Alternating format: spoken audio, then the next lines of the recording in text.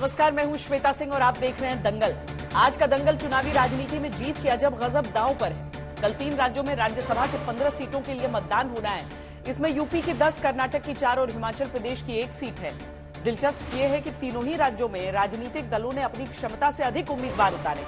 UP में Samajwadi party और BJP ने अपने विधायकों की संख्या से अधिक उम्मीदवार उतारे हैं, तो कर्नाटक में जेडीएस ने 1 उम्मीदवार उतार दिया है।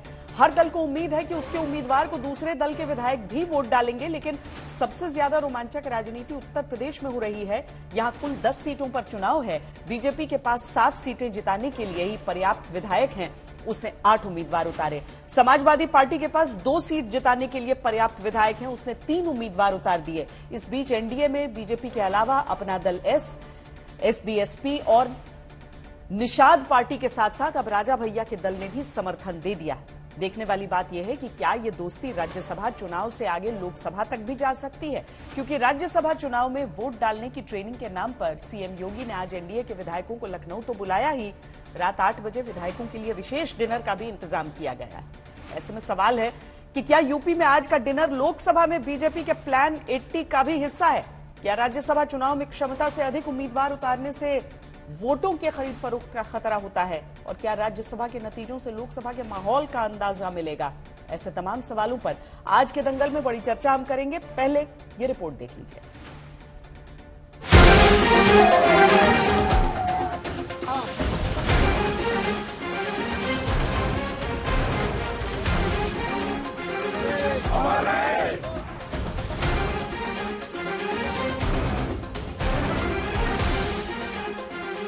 देश की संसद के उच्च सदन राज्यसभा का चुनाव है, तो सियासी दांवपेच भी उच्च क्वालिटी वाले हैं। यूं तो 3 राज्यों में 15 सीटों पर चुनाव होना है, लेकिन रोचक रोमांचक राजनीति उत्तर प्रदेश में चालू है। अपेक्षाओं और आकांक्षाओं उसे समझने से पहले खबर जान ले कि राज्यसभा के 56 सांसदों का चुनाव होना था, उसमें 41 सांसद पहले ही चुन लिए गए। बचे 15 सांसदों में 10 यूपी से, 4 कर्नाटक से और 1 हिमाचल प्रदेश से चुने जाना है। जिस दल के जितने विधायक हैं उसके हिसाब से वोटिंग हो तो सबकी जीत निश्चित थी, लेकिन बीजेपी ने विधायकों की संख्या से अधिक अनुपात में उम्मीदवार उतार डाले। यूपी में बीजेपी के पास 7 सांसद चुनने भर विधायक हैं, वहां 8 उम्मीदवार उतार दिए। कर्नाटक में बीजेपी जेडीएस के पास 2 सांसद चुनने भर विधायक नहीं हैं, वहां दोनों ने 1-1 उम्मीदवार उतार दिया। हिमाचल में बीजेपी के पास 1 सांसद चुनने भर भी विधायक नहीं हैं, वहां भी 1 उम्मीदवार उतार दिया है। और राज्यसभा सीट पर इसी दावेदारी ने चुनाव को रोचक रोमांचक बना दिया है, जिसमें यूपी, कर्नाटक और हिमाचल तीनों ही राज्यों में समर्थन जुटाने का बड़ा खेल चल रहा है। गणित ये उलझा है कि यूपी में 1 सीट के लिए 37 विधायकों के फर्स्ट चॉइस वोट चाहिए। एनडीए के पास अब 288 विधायक हैं और उसने 8 उम्मीदवार उतार दिए हैं, जिसके लिए 296 विधायक चाहिए। उधर समाजवादी पार्टी और कांग्रेस के पास कुल 109 ही विधायक हैं और समाजवादी पार्टी ने 3 उम्मीदवार उतारे हैं, जिसके लिए 111 विधायकों की जरूरत है। इसी तरह कर्नाटक में 1 सीट के लिए 45 विधायकों के फर्स्ट चॉइस वोट चाहिए। कांग्रेस के पास 135 विधायक हैं, तो उसने 3 उम्मीदवार उतारे हैं। बीजेपी के पास भी 66 विधायक हैं और उसने 1 उम्मीदवार उतारा है, लेकिन जेडीएस के पास 19 ही विधायक हैं और उसने भी 1 उम्मीदवार उतार दिया है। इधर हिमाचल में 1 सीट के लिए 35 विधायकों के फर्स्ट चॉइस वोट चाहिए। कांग्रेस के पास 40 विधायक हैं, लिहाजा उसने 1 उम्मीदवार उतारा है, लेकिन बीजेपी के पास 25 ही विधायक हैं और उसने भी 1 उम्मीदवार उतार दिया है। और इसी जोड़तोड़ को पूरा करने के लिए जो हलचल मची है, उसमें उत्तर प्रदेश में सबसे ज्यादा सियासत गर्म है। चुनाव से 2 दिन पहले ही समाजवादी पार्टी ने अपने विधायकों की बैठक करके आंकड़ा समझा दिया। एनडीए के नए साथी आरएलडी ने भी विधायकों संग बैठक कर ली, उन्हें लखनऊ भी भेज दिया। उधर ओपी राजभर ने राजा भैया से मुलाकात कर ली और अब फिनिशिंग टच देने के लिए सीएम योगी ने एनडीए के विधायकों को डिनर पर भी बुला लिया।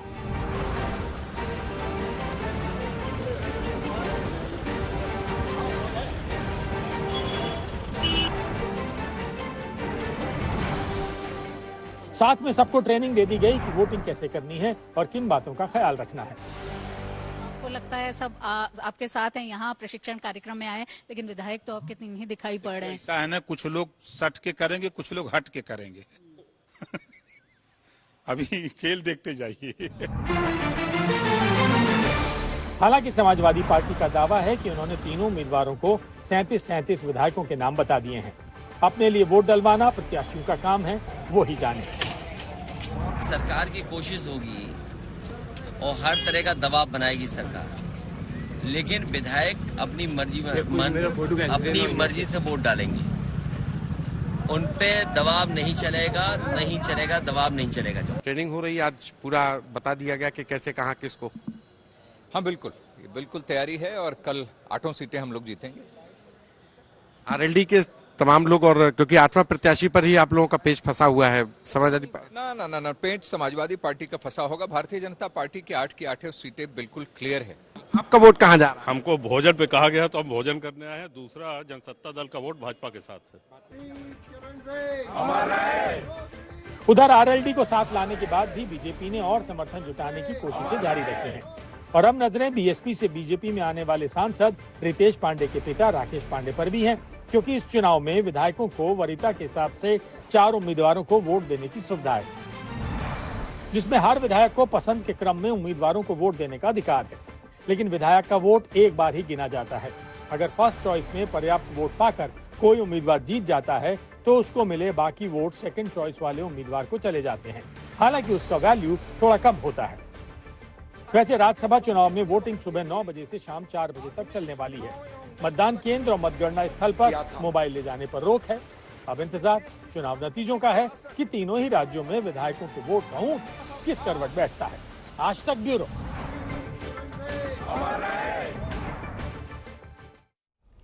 चर्चा की शुरुआत करते हैं और आपका परिचय हमारे मेहमानों से करा देते हैं। गौरव भाटिया भारतीय जनता पार्टी के राष्ट्रीय प्रवक्ता हमारे साथ जुड़ रहे हैं। राधिका खेड़ा जो कि कांग्रेस पार्टी की प्रवक्ता हैं। राजीव राय समाजवादी पार्टी प्रवक्ता। मलूक नागर सांसद बीएसपी की ओर से लोकसभा में। अनिल दुबे जी जो कि प्रवक्ता हैं आरएलडी के। गौरव जी, सबसे पहले आपसे, चूंकि देखिए राजनीति है तो कोई भी चुनाव हो, हर राजनीतिक पार्टी का ध्येय यह रहता है कि जीता जाए किसी भी तरह का चुनाव।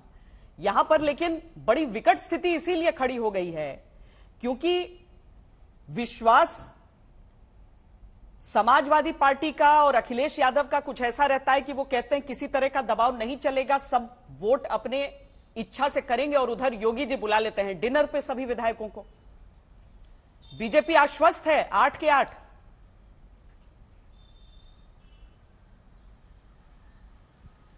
श्वेता जी, देखिए, सबसे पहले तो बिल्कुल कह दूं, हम लोग तो आश्वस्त हैं 8 में 8 आएंगी।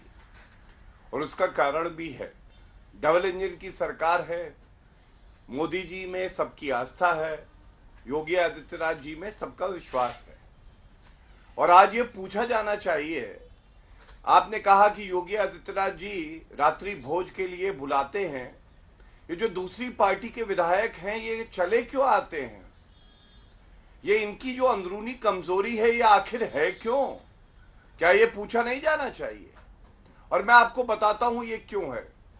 जब कांग्रेस पार्टी है, समाजवादी पार्टी है, इसमें दीमक लगा है वंशवाद का, तो स्वाभाविक है कि कोई अगर ऊर्जावान और मेहनती कर्मठ एमएलए होता है, नेता होता है, वो देखता है कि हमारी पार्टी में तो हमें मौका दिया नहीं जाता, सम्मान भी नहीं दिया जाता है, इसलिए वो वहां सेवा करने की बजाय कहता है कि नहीं, मैं आपको वोट नहीं दूंगा। जब मुझे आपकी जरूरत थी आप मेरे साथ नहीं खड़े थे, अब मैं आपके साथ नहीं खड़ा हूंगा। दूसरी बात, आपने हमसे सवाल किया, हमने जवाब दिया, लेकिन एक बात और बताइए, आप ही का कार्यक्रम दिखा रहा था, समाजवादी पार्टी ने 3 अपने प्रत्याशी घोषित किए, उसके लिए वोट चाहिए 111। श्वेता जी, अगर मैं गलत नहीं हूं, 37 × 3 और 109 विधायकों का समर्थन है समाजवादी पार्टी को। तो क्या ये पूछा नहीं जाएगा कि ये जो 2 विधायक हैं जिनका वोट चाहिए, ये कैसे आएंगे?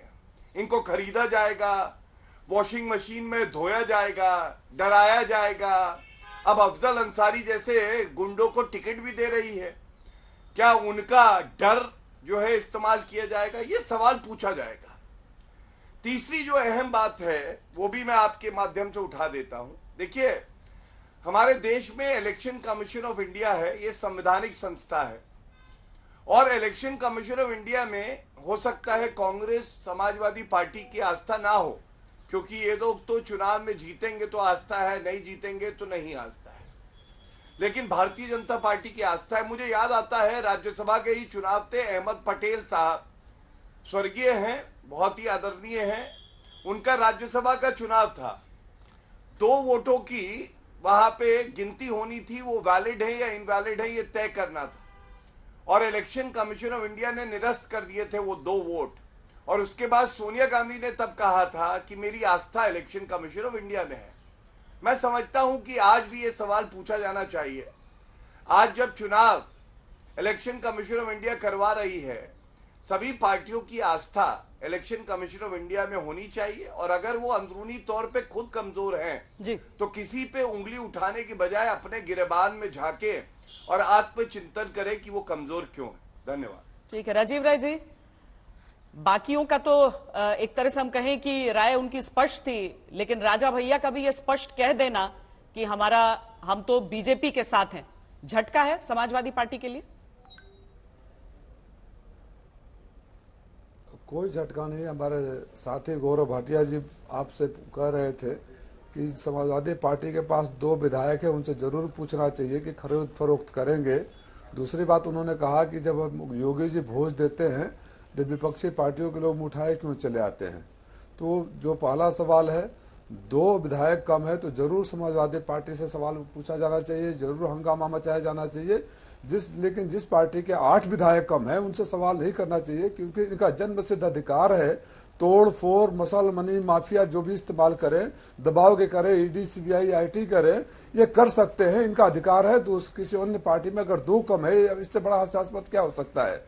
और अगर ये कह रहे थे कि जोगी जी की भोज में दूसरे लोग क्यों चले आते हैं, तो अगर राजा भैया सुन रहे होंगे इसको, तो राजा भैया के अलावा कोई हमारी पार्टी से तो गया नहीं था उस भोज में।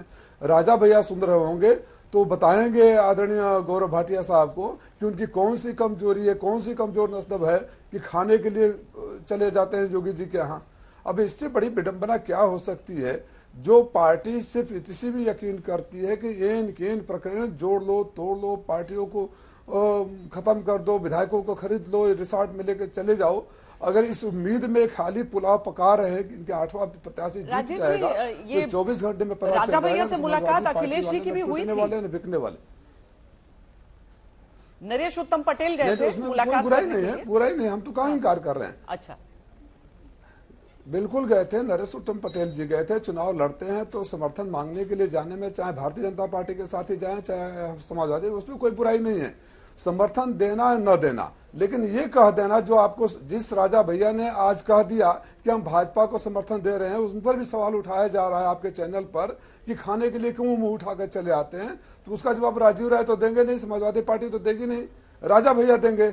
और फिर वही दोहरा रहा हूं, 2 हमारे कम है तो इनको बड़ी तकलीफ हो रही कि कहां से ले आएंगे। 8 कम है तो ये बताए कि किसका धन उड़े लेंगे, कितने करोड़ों रुपया में खरीदेंगे, किसके घर ईडी आईटी और सीबीआई भेजेंगे, किसको धमकाएंगे, किसको दबाएंगे। इसी सवाल इनसे पूछा जाना चाहिए, नहीं पूछा जाना चाहिए। और मैं आपसे अपेक्षा करता हूं कि जब इन्होंने आपके चैनल पर हमसे 2 विधायकों के लिए पूछा तो आप जरूर पूछिएगा कि बाकी आपके 8 विधायक कहां से आएंगे, किसको डरा कर ले आएंगे।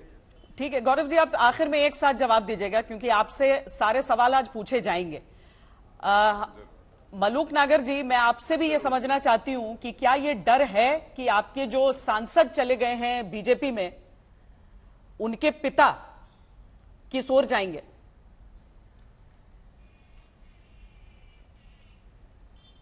देखिए, अभी तो वो भाजपा के हैं, तो ये तो भाजपा वालों से पूछना चाहिए कि वो लेके गए तो उनके पिता को ये क्या चाहते हैं। जहां तक बात है डर की, वो तो मुझे लगता नहीं है, लेकिन एक बात तो पक्की है कि विपक्ष की सबसे बड़ी पार्टी कांग्रेस है और कांग्रेस के शीर्ष नेतृत्व में कहीं ना कहीं कंफ्यूजन है। जो सो कॉल्ड इंडिया गठबंधन बना, जिसके हम पार्ट नहीं है, जो समय समय पे सही निर्णय नहीं हुए, बिहार जाते हैं वहां गठबंधन टूटता है, बंगाल जाते हैं वहां गठबंधन टूटता है। मध्य प्रदेश के चुनाव होते हैं, अखिलेश पखलेश कह के वहां पर खराब कर देते हैं, और जो राजस्थान में सचिन पायलट का चेहरा रखते हैं तो वहां गुर्जर नाराज हो जाते हैं, वहां कांग्रेस हार जाती है। तो कहीं ना कहीं कंफ्यूजन है विपक्ष में, और विपक्ष की सबसे बड़ी पार्टी कांग्रेस है। और अगर वाकई में ये कांग्रेस को चाहे राज्यसभा हो चाहे लोकसभा हो हराना चाहते हैं, तो ये इन्होंने कुमारी बहन मायावती जी से जो हमारे 6 विधायक डांका डाल के राजस्थान में ले गए, 7 मध्य प्रदेश में ले गए, 3 उत्तराखंड में ले गए और छत्तीसगढ़ में तोड़ के ले गए, आज तक माफी नहीं मांगी और बदनाम और करते हैं कि डर रही है, सीबीआई से डर रही है, इनकम टैक्स से डर रही है, ईडी से डर रही है। अरे भाई 2004 से 2014 तक तुम्हें सपोर्ट करा, तुमने पिछड़ों की बात कर रहे हो, उसमें पिछड़ों की महिलाओं के रिजर्वेशन का बिल आया था, मांग करी हमारी पार्टी ने भी, समाजवादी पार्टी ने भी। जब तुमने क्या करा, सरकार पूरी चलाई, बिल पास नहीं कराए।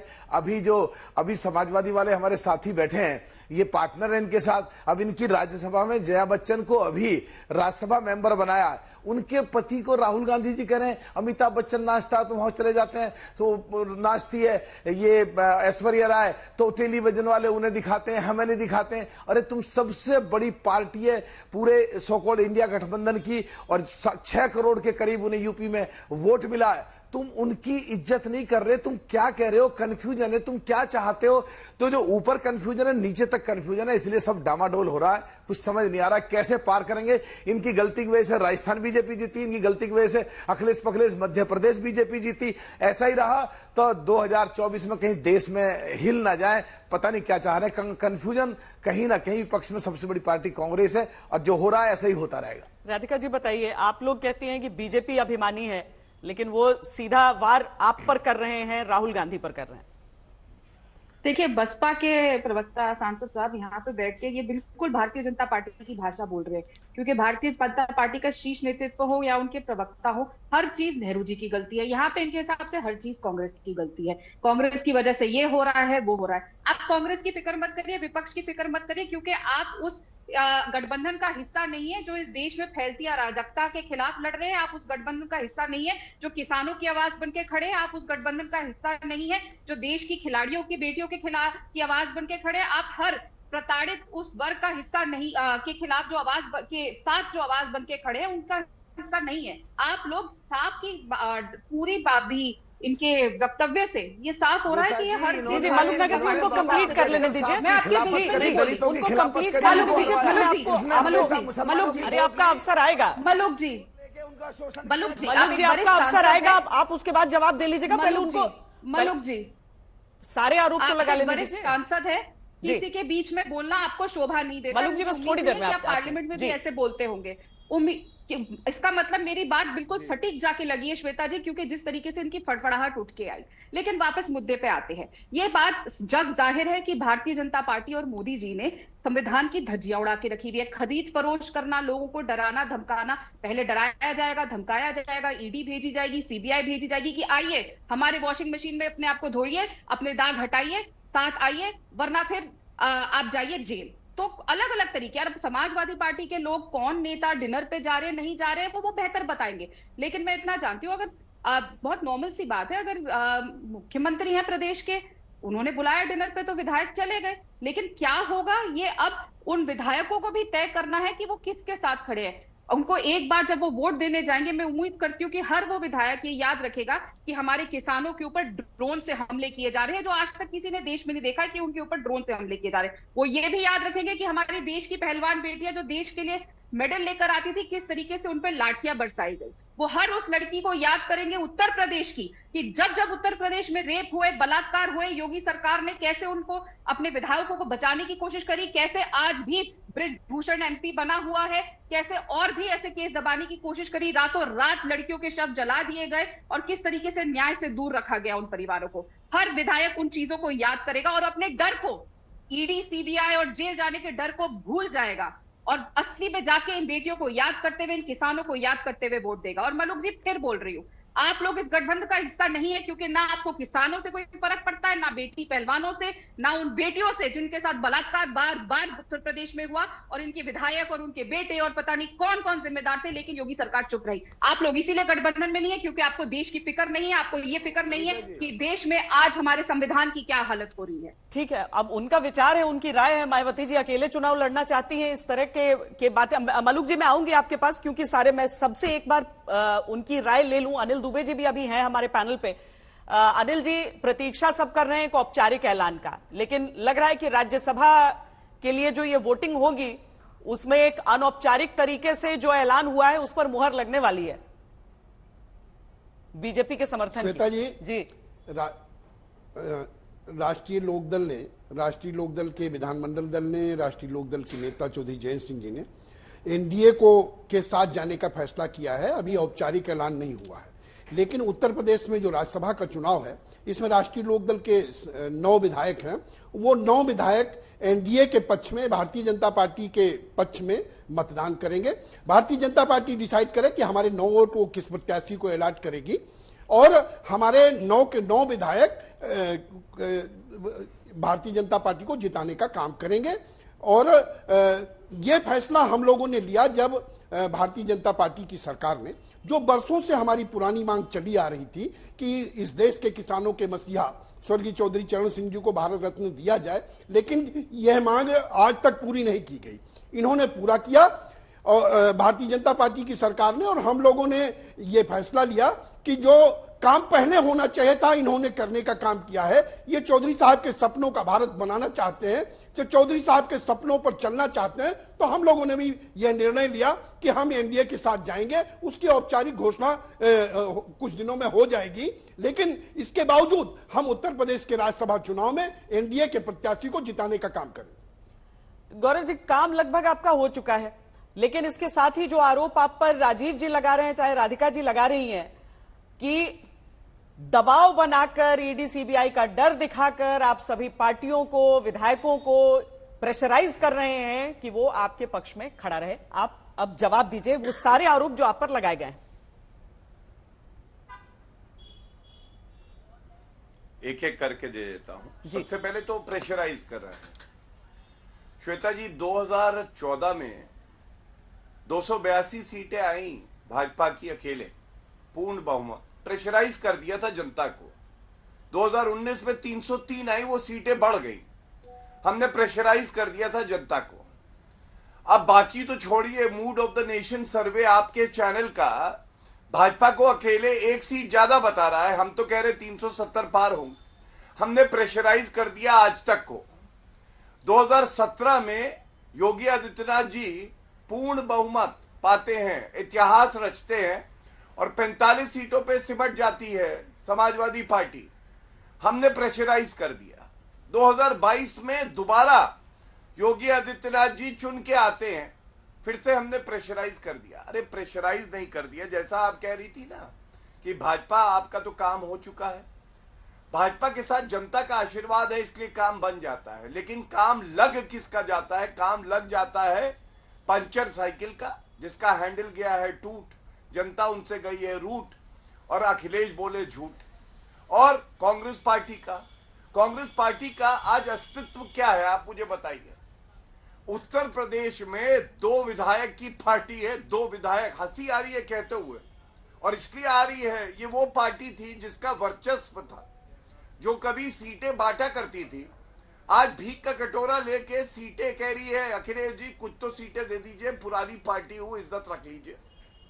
और मैं ये बताना चाहूंगा, सपा के प्रवक्ता बोल रहे थे कि क्यों आ रहे हैं डिनर में, तो मैंने बिल्कुल स्पष्ट कहा, जहां व्यक्ति को सम्मान मिलता है वही डिनर पे जाता है।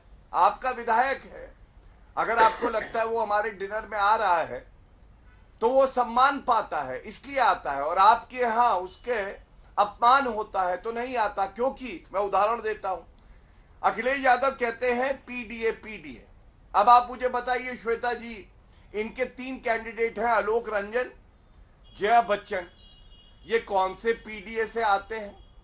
सबका सम्मान है लेकिन पीडीए से नहीं है। और नाराज कौन हुआ? इनके राष्ट्रीय महासचिव स्वामी प्रसाद मौर्य ने इस्तीफा दिया, और सलीम शेरवानी जो 5 बार सांसद रहे हैं, उन्होंने इस्तीफा दिया नाराज होकर। अब ये क्या दबाव भाजपा ने बनवाया था? तो ऐसा है नहीं।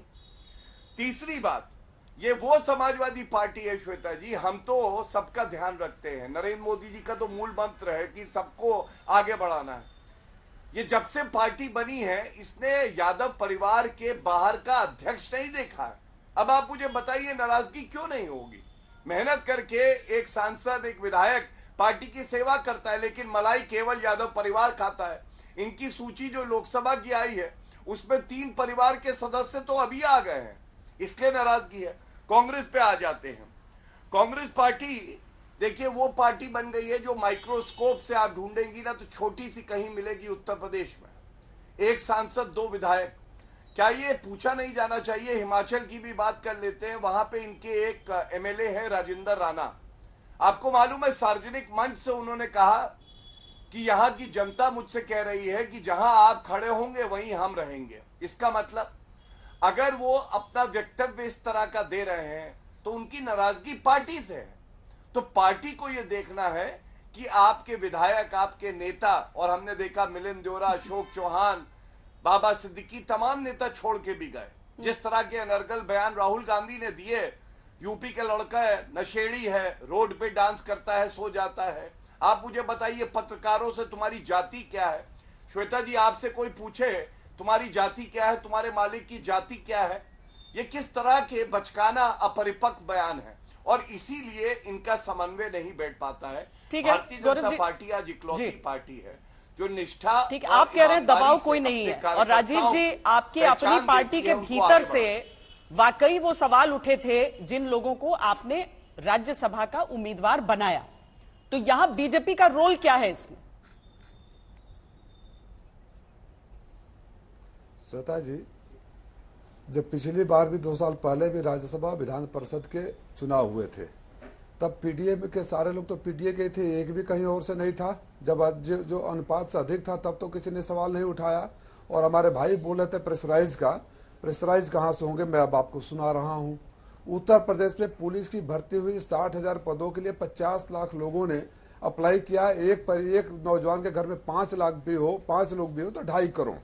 पुलिस की भर्ती, 69,000 शिक्षकों की भर्ती, आरओ के जो एआरओ के पेपर जो लीक हुए, ये वो तबका है जो विधायक और सांसद चुनकर भेजता है। किसी नेता, मंत्री या एंकर या किसी आईएएस अधिकारी का बेटा पुलिस में भर्ती नहीं होता है, किसी वो प्राइमरी स्कूल का टीचर नहीं बनता है। जब ये लोग, ये विधायक चुनकर जब जाएंगे, जो चुन कर आए हैं और भाजपा को वोट देकर जाएंगे, तो जो प्रेशराइज वहां होगा, उस प्रेशर के डर से भारतीय जनता पार्टी के हर दायरे को तोड़कर, क्योंकि लौट को उन्हीं के लोगों को जाना है। जब आप नौजवानों के भविष्य के साथ खेल रहे हो, हर पेपर लीक करते रहो, पेपर कराने के नाम पर पैसा कमाने का धंधा बना रखा है। पुलिस भर्ती में 20 करोड़ रुपया वसूले और आपने पेपर कर दिया। खुद ही पेपर कराते हो, खुद ही लीक कराते हो, खुद ही पोस्टपोन कराते हो। आप नौजवानों के भविष्य के साथ लगातार खेलते रहो। किसान बॉर्डर पर लाठी खा रहे हैं, नौजवानों का पेपर लीक करवा रहे हो। शिक्षक भर्ती वाले जब आ रहे हैं लखनऊ, आपके मुख्यमंत्री उप मुख्यमंत्री का घेराव करवा रहे हैं, तो रात में लाठियां पर सवार रहे हो। प्रेशराइज वहां होगा गौरव भाटिया जी, जब अहंकार चरम सीमा पर पड़ जाता है। नौजवानों पर लाठी मारो, किसानों पर लाठी मारो, बेटी बहनों पर लाठी मारो, तो उस लाठी के डर से आपका जो एमएलए है ना, टूट के आएगा। और आपने सम्मान की नहीं बात की, क्यों उठ के चला आता है? समाजवादी पार्टी का कोई लोग खाना खाने नहीं गया होगा, जो खाना खाने गए होंगे उनसे पूछिएगा। प्रेशर का डर होता है ना। उत्तर प्रदेश में जो बलात्कार हर रोज होता रहा है, जो अपराध हो रहा है, सारे अपराधी, एडीआर की रिपोर्ट निकाले, आप तो वकील है ना, हम तो तब से मांग कर रहे हैं 100 टॉप अपराधियों की सूची जारी करिए और एडीआर के रिपोर्ट। ठीक है, लेकिन राजीव जी इसके साथ ही ये भी बताइए ना, आपत्ति तो आपकी अपनी पार्टी के भीतर से हुई थी ना, पीडीए का मुद्दा उठा के आपत्ति तो नहीं, आपत्ति तो इनके पार्टी में कहते इनके पार्टी उनकी पार्टी नहीं, मैं आपकी पार्टी की बात कर रही हूँ कि अंदर से ही आवाज उठी थी ना के लोगों ने छोड़ा है। नहीं, हमारी पार्टी देखिए, लोकतंत्र में जिसको सहमति नहीं हुई, जिसने आवाज उठाया, पार्टी में तो कोई टूट नहीं पड़ी। हमारी पार्टी में मैं तो पूछ रहा हूँ, उन्हीं साथियों से पूछ रहा हूँ जिनकी आवाज की बात आप कर रही हो, कि पिछले बार विधान परिषद और राज्यसभा में कौन से लोग चुनकर गए थे, तब क्यों नहीं तारीफ करी थी? क्या उसमें एक भी अगड़ा गया था? एक भी अगड़ा गया था उसमें? तो अगर आप एवरेज लिए हैं तो देख लीजिए कहाँ पीडीए के साथ अन्याय हुआ है। मलूक नागर जी, जिनको आप कहीं कुछ जवाब नहीं देना मिलता चाह है। रहे थे। मैं बोलता हूँ कि अगर राज्यसभा में विधायकों नहीं श्वेता जी, हाँ, श्वेता जी करिए, 10 कंप्लीट सेकंड, कीजिए। राज्यसभा में विधायकों का वोट लेने से पहले अपने आज की भोज में ये योगी जी बताएं कि पेपर लीक करके जो घोटाला करते हैं, लूटते हैं, लड़कों को लाठी चलवाते हैं, उन बच्चों को, बापों को, परिवार वालों को विधायक जाकर क्या जवाब देंगे? ठीक है गौरव जी, आप पे हम आएंगे इस सवाल के जवाब के लिए। पहले मलूक नागर जी, आप अपनी बात रख लीजिए। नहीं, कोई नहीं, श्वेता जी। देखिए, राधिका जी कह रही थी ये पार्लियामेंट में कैसा बोल पाते होंगे, तो इनको शायद पूरा P.R.S इंडिया पे भी रिकॉर्ड निकालने। इनके 50 MP जितना बोलते हैं, अकेला उतना बोलता हूं। 17वीं लोकसभा में सबसे ज्यादा इशू मैंने रेज करे हैं। और राधिका जी को पता नहीं है, मैं कांग्रेस से विधायक रहा हूं और 2001 में बेंगलोर के कांग्रेस के अधिवेशन में हम सगे 3 भाई AICC मेंबर थे। राधिका जी, कांग्रेस को आपसे ज्यादा जानता हूं और हमारे दर्द है कि देश के लिए बहुत जरूरी है विपक्ष का मजबूत होना, और विपक्ष में सबसे बड़ी पार्टी कांग्रेस है। आपने अपना तो पूरा डुबो दिया, पूरा विपक्ष का भी बैठ गया। और तुम लोग इसी तरह घमंड के साथ अखिलेश जी को अखिलेश पखलेश कहते हो, सचिन पायलट को राजस्थान में धोखा देते हो। तुम्हारा लीडर वहां कहता है हमें तो चाहे नरेंद्र मोदी कितनी बार प्रधानमंत्री बन जाओ हम पे फर्क नहीं पड़ता। अधीर रंजन हमारे साथ में कभी अपने आप को जेब कतरी, कभी चिड़ीमार कहते हैं, कभी महामहिम राष्ट्रपति को राष्ट्र की पत्नी कहते हैं। अरे सबसे बड़ी पार्टी है कांग्रेस को बढ़िया तरीके से जानता हूं और समझता हूं, बढ़िया तरीके से। यूथ कांग्रेस में भी काम करा है और कांग्रेस के राष्ट्रीय महासचिव प्रदेश में भी काम करा है 11 लोगों की कमेटी में, और बहुत राजेश पायलट जी के साथ भी काम करा है।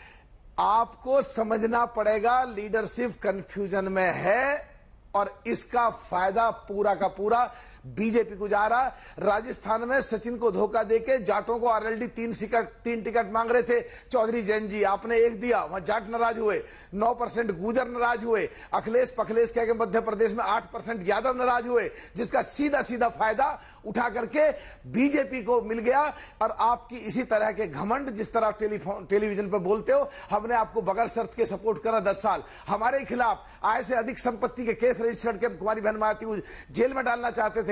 और बाबा अंबेडकर साहब जो देवता भगवान है हमारे पिछड़ों के, दलितों को, उनको आपने 2 बार चुनाव हरवाया। आपका यही घमंड लेके बैठ गया कांग्रेस को। मेरी प्रार्थना, प्लीज घमंड की बात मत करा करो और देश के लिए सोचो, विपक्ष को मजबूत करने के लिए सोचो। हमारे पे चोरी भी, सीना चोरी भी, डकैती भी डाली, लूट के भी ले राधिका जी, मुझे उनकी बातों से ऐसा लग रहा है, ये नहीं लग रहा है कि वो कांग्रेस पर प्रहार कर रहे हैं। वो बार बार यही कह रहे हैं कि आपकी वजह से बीजेपी जीत रही है। वो त्रस्त होकर आपको बोल रहे हैं। पहले तो मालूक जी हो सकता है आपकी उम्र मुझसे कई ज्यादा हो, पर उसका मतलब ये नहीं होता कि आप कांग्रेस को मुझसे ज्यादा बेहतर जानते हैं। क्योंकि अगर आप कांग्रेस को जानते तो आप कांग्रेस में रहते और उस विचारधारा के साथ रहते। आप कभी कांग्रेस विचारधारा के साथ नहीं थे। पर्सनल अपनी उपलब्धियों के लिए आप जहां जाना चाहे वो आपके ऊपर है। मैं मानती हूँ कि जिस राजनीति में मैं हूँ, मालूक जी जब आप बोल रहे थे मैं आपके बीच में नहीं बोली थी। मालूक जी जब आप बोलते थे मैं आपके बीच में नहीं बोली थी। मालूक जी बोलने के तो मैं बोल दूंगी। उत्तर प्रदेश में सबसे पहले चुनाव होता है, उनको पूरी बात रख लेने दीजिए। उत्तर प्रदेश उसका होता है और जिसका उत्तर प्रदेश होता है मलूक नागर जी, उनको अपनी बात रख लेने दीजिए। जी राधिका जी बोलिए। मैं मलूक जी के बीच में नहीं बोली थी जब मेरे पे टिप्पणी करी जाए थी, तो उम्मीद करती हूँ आप बोलिए। आप एक सांसद है तो उसी तरीके से बिहेव करिए। तो आप ये मत कहिए। मैं मानती हूँ जब कोई एक पार्टी में रहता है तो वो एक विचारधारा के साथ होता है, क्योंकि राजनीति विचारधारा की है। बाकी आप जाने कि आप क्यों जाते हैं। रही बात अब गौरव भाटिया पे वापस आते हैं। मैं बसपा के ऊपर कोई टिप्पणी भी नहीं करना चाहती, क्योंकि वो कोई मैटर ही नहीं रखते। जो इस देश के साथ नहीं खड़े उन पे कोई चर्चा नहीं करती। अब आते हैं जो पार्टी सत्ता में है। गौरव भाटिया जी यहाँ हिमाचल की बात कर रहे थे कि हमारे एमएलए ऐसा कहते। अच्छा हुआ गौरव जी आपने हिमाचल की बात करी, वही प्रदेश जहां से आपके खुद के राष्ट्रीय अध्यक्ष आते हैं और आप हार गए। वही प्रदेश जहां के एक नेता को आप, मोदी जी ने स्वयं फोन करके कहा था कि आप अपने आप चुनाव मत लड़िए, निर्दलीय आप ही के नेता थे, लेकिन फिर भी वो चुनाव लड़ते हैं और आप हिमाचल प्रदेश हार जाते हैं। बहुत अच्छी बात है आप कह रहे हैं कि मैं तो बहुत हैरान हूं जिस तरीके की भाषा गौरव जी इस्तेमाल करते हैं, लेकिन समझ आ रहा है उनकी दर्द और पीड़ा। बार बार बोल रहे हैं कि कटोरा लेके कांग्रेस घूम रही है। एक कटोरा मुझे तब का भी याद आ रहा है जो सपा से लेके भारतीय जनता पार्टी में आया, इस उम्मीद से कि शायद यहाँ टिकट मिल जाए। अब देखिए ना विडंबना श्वेता जी इनकी, कि अब यहाँ पे राज्यसभा के चुनाव हो रहे हैं और फिर यहाँ से भी एक टिकट उस इंसान को दी जा रही है जो हमारी पार्टी से आरपीएन सिंह आते हैं, फिर भी गौरव जी जो सुबह शाम कांग्रेस को कोसते हैं, अपनी लॉयल्टी बीजेपी को दिखाने की कोशिश करते हैं, सपा को कोसते हैं, अखिलेश जी को कोसते हैं, राहुल जी को कोसते हैं, पर्सनल रिमार्क्स करते हैं, लोगों की वोट गिनाते हैं, आज भी उनको राज्यसभा नहीं मिल रही है। और किसको मिल रही है? कांग्रेस से चुराए हुए एक नेता को, आरपीएन सिंह को। बहुत गर्व हो रहा है मुझे आपके लिए, कटोरा जो आप लेकर चल रहे थे वो अभी भी खाली ही चल रहा है। तो ऐसी टिप्पणियां ना करें, पहले अपने अंदर झांके। और जो ये माहौल है ना अभी श्वेता जी की क्या हो रहा है, ये हम देखते आ रहे हैं। चाहे चुनी हुई सरकारें हो, उनको किस तरीके से गैर संविधान तरीके से गिराया गया है, किस तरीके से डरा धमका के हमने देखा है। हर जगह मुख्यमंत्रियों के ऊपर भी अटैक किया जा रहा है। हमने छत्तीसगढ़ में भी देखा कि किस तरीके से सीबीआई ईडी का गलत उपयोग करके भूपेश बघेल जी पर इल्जाम लगाए गए। आज कहां है वो केस? क्यों नहीं चर्चा हो रही है? लोगों को अरेस्ट किया गया था, चार्जशीट में बघेल जी का नाम था, कहा गया था। आप भी आई थी छत्तीसगढ़, आपने भी सवाल पूछा था उनसे कि एक आदमी पकड़ा गया, उसने कहा कि मैंने बघेल जी का नाम लिया ईडी की चार्जशीट में। अब बिल्कुल शांति होगी क्योंकि चुनाव खत्म हो गए। वापस लोकसभा के टाइम पे ये लोग लेकर आएंगे और बार बार शूट एंड स्कूट का तरीका होगा, डराने की कोशिश करेंगे। जो डर गया नेता इनके पास चला जाएगा, इनकी तरफ से वोट कर देगा। लेकिन मैं फिर कहूंगी, जो लोग टिके हुए हैं, जो अपनी विचारधारा के साथ खड़े, जो इस देश के साथ खड़े, देश के किसान के साथ, देश में जो पेपर लीक के वजह से बच्चे जिनकी जिंदगी खराब हो रही है उनके साथ खड़े, हमारे पहलवानों के साथ खड़े, महिलाओं के साथ खड़े, वो अपनी जगह पे खड़े रहेंगे। ठीक है अनिल दुबे जी, आप लोगों पर भी कोई दबाव था क्या आरएलडी पर? नहीं श्वेता जी, हम लोग तो देखिए किसानों के साथ जो काम कांग्रेस को बहुत पहले करना चाहिए था। हमारे नेता स्वर्गीय नेता चौधरी अजीत सिंह जी लगातार इस प्रयास में रहे कि स्वर्गीय चौधरी साहब को भारत रत्न दिया जाए, लेकिन इन लोगों ने चौधरी साहब को सम्मानित करने का काम नहीं किया। और जब राज्यसभा में धन्यवाद के लिए हमारे नेता चौधरी जयंत सिंह जी खड़े हुए तो कांग्रेस ने किस तरह उनको कहा कि आप सत्ता पक्ष की तरफ जाकर के बैठ जाइए। किस तरह से उनको चौधरी साहब के सम्मान के नाम पर कांग्रेस ने राजनीति की, उनको बोलने नहीं दिया। इसको पूरे देश ने देखा। हम किसी दबाव में नहीं जाते। हमको लगा कि हम इनके साथ जाकर के देश के किसानों का भला कर सकते हैं, देश के किसानों की जो मांगे हैं उनको पूरा कराने का काम कर सकते हैं। और हम किसानों के मुद्दों के साथ एनडीए के साथ जाने का हमने फैसला किया है। किसानों के मुद्दों को, किसानों को न्याय दिलाने का काम, किसानों को उनका हक दिलाने का काम हम करेंगे। और हमें उम्मीद है जिस तरह की शुरुआत यशस्वी प्रधानमंत्री श्री नरेंद्र मोदी जी ने की है, हमको उम्मीद है कि किसानों को का उत्थान होगा, किसानों का विकास होगा। इसलिए हमने एनडीए में जाने का फैसला किया और हम एनडीए को समर्थन देने की बात कर रहे हैं। चलिए ठीक है। गौरव भाटिया जी, वैसे निजी आरोपों से हमेशा बहस जो है वो भटक ही जाता है, लेकिन चूंकि आप पर निजी आरोप लगे हैं, आप भी स्पष्टीकरण देना चाहते हैं और जो तमाम मुद्दे जो उठ रहे हैं अभी राज्यसभा के इन चुनावों से पहले, उसमें कटघरे में हर बार आपको आपके विपक्षी दल खड़ा कर रहे हैं, क्योंकि सीधे तौर पर यह बात उठ जाती है कि जिस पर आरोप लगते रहते हैं वो बीजेपी में आ जाए तो वो साफ हो जाता है, स्वच्छ छवि का हो जाता है।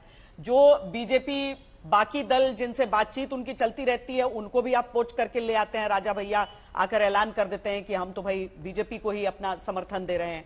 आप स्पष्ट बताएं इन चीजों को।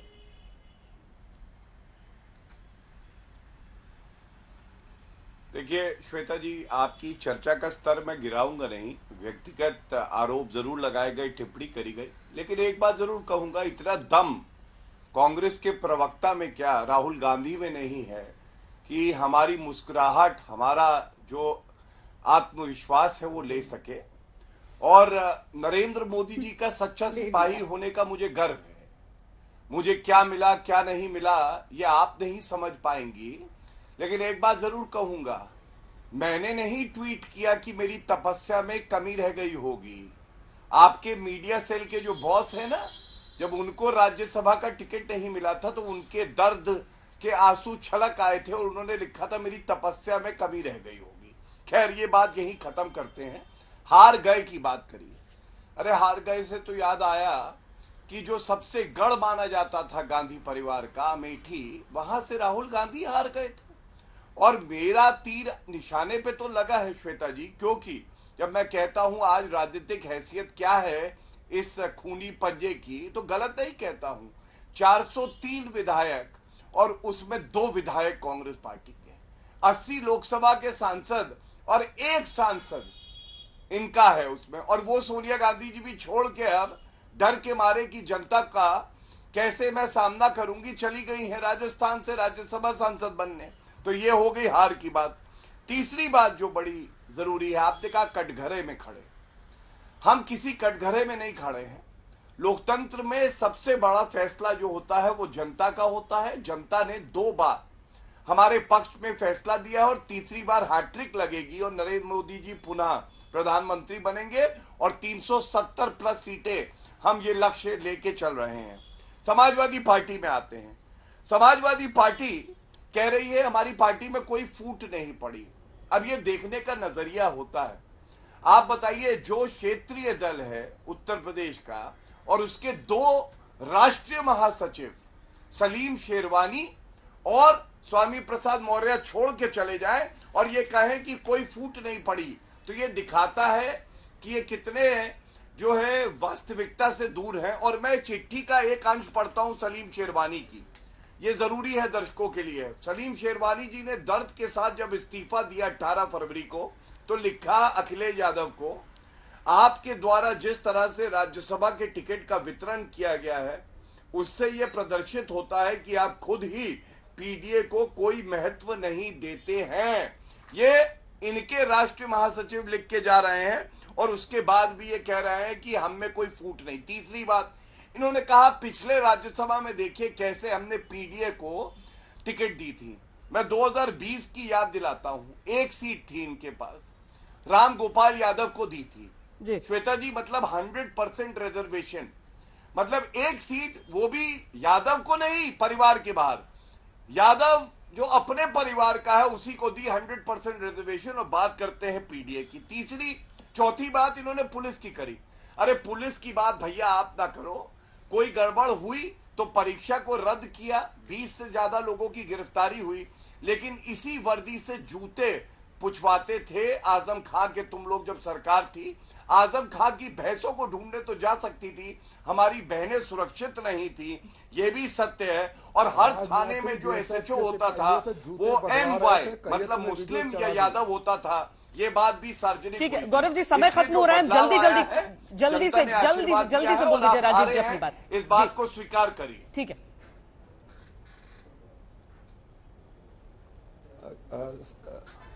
श्वेता जी, झूठ लगातार बोलते रहने से उन्हें राजनाथ सिंह जी का वो वीडियो सबने देखा है, जब बीएसएफ का कैप लगाए हैं, नीचे जूते साफ करवा रहे हैं और एक पुलिस भर्ती की नहीं है लगातार। केशव प्रसाद मौर्य का बयान आया है राज्यसभा चुनाव पर। समाजवादी पार्टी के पास तीसरे उम्मीदवार के लिए नंबर नहीं है, फिर भी वो तीसरे उम्मीदवार को उतार रहे हैं केशव प्रसाद मौर्य। ये आरोप समाजवादी पार्टी पर लगा रहे हैं। हालांकि अगर हम पूरे उन 15 सीटों को देखें जिसका आकलन हम आपको दिखा भी रहे हैं, तो हर पार्टी थोड़ा सा इस उत्साह में जरूर दिखती है कि जितने नंबर नहीं है लेकिन वहां पर उम्मीदवार उतारे जाते हैं। और जिस बात से मैंने शुरुआत की थी कि यानी राजनीतिक पार्टियां हैं, जो भी चुनाव लड़ा जाएगा जाहिर है उसमें सबकी कोशिश जीत ही होती है, लेकिन उस उम्मीदवारी पर सभी राजनीतिक पार्टियों के प्रवक्ताओं को आपने सुना। दंगल में अभी के लिए इतना ही। देश और दुनिया की तमाम खबरों के लिए आप देखते रहिए आज तक।